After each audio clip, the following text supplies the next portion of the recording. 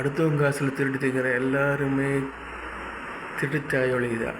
அதெல்லாம் ஒரு பொழப்பா அது? அதுக்கு பொண்டாட்டி ரூட்டில் விட்டு சம்பாதிப்பானுங்க, அது கூட ஒரு பொழப்பு தான். அதை விட கேவலமானது அந்த திருட்டுத்தொலை, அடுத்தவங்க காசு திங்கிறது. அதுவும் உழைச்சவங்க காசு திங்கிறான் பாரு, ஒனா நம்பர் அயோக்கிய, அதெல்லாம் ஒரு பொழப்பு. கேவலமான நாய் பொழப்பு. இதை கேட்குறவன் உண்மையாலும் மானம், சூடு, சொரணம், புத்தி ஒருத்தனுக்கு இருந்தால் உண்மையான வாழ்க்கையை வாழ்ந்து தொலைஞ்சிட்டு போயிட்டே இரு. அடுத்தவங்க காசு திங்கன்னு நினைக்கிறத எண்ணம் வந்தால் இந்த செகண்ட்லேயே மறந்துட்டு நல்ல வாழ்க்கை வாழ்றதுக்கு வழி பார்த்துட்டு போ. அதை விட உலகத்தில் பாவமான விஷயம் எதுவுமே கிடையாது. உழைக்கிறவனை நம்புறவனுக்கு கழுத்தரைக்கிறது, துரோகிகள் பண்ணுறது, இதெல்லாம் ஒரு பொழப்பா?